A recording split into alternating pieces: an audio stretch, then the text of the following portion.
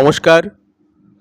৫ মিনিটের পাঠশালার পক্ষ থেকে সকলকে জানাই আন্তরিক অভিনন্দন। আজকে আমরা কয়েকটি কৌশল জেনে নেব কিভাবে আপনি বাড়িতে বসে একাকী ইংরেজি বলা অভ্যেস করবেন। সর্বপ্রথম আপনাকে যে পথটা অনুসরণ করতে হবে সেটা হলো আপনার নির্বাচিত সংলাপটি মহড়া দেওয়ার মাধ্যমে অভ্যেস করতে হবে। অর্থাৎ ইংরেজিতে আমরা যাকে বলি রিহার্সাল, এই রিহার্সালের মাধ্যমে আপনার সংলাপটাকে পরিপাটি করতে হবে।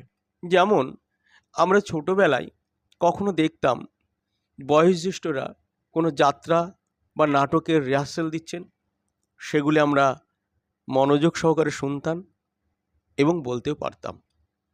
এমন অনেকেই আছেন যারা যাত্রা বা সিনেমার ডায়লগগুলি অনায়াসে বলে যান। এইরূপ মহড়ার মাধ্যমে আপনার জানা সংলাপগুলি বলতে থাকুন।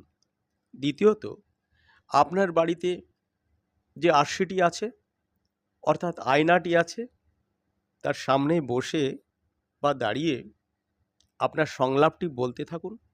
দেখবেন আপনার কথা বলার আড়ষ্টতা কেটে গেছে এবং বাচনভঙ্গিও অনেকটা শুধরে নিতে পেরেছেন।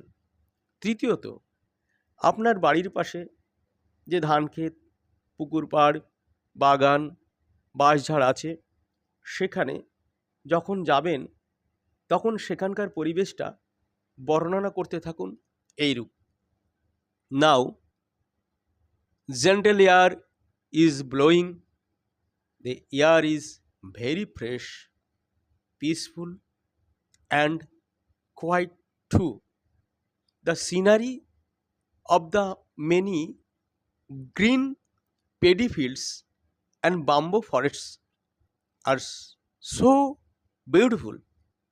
Flying kites in the sky, birds are twittering, which is very charming.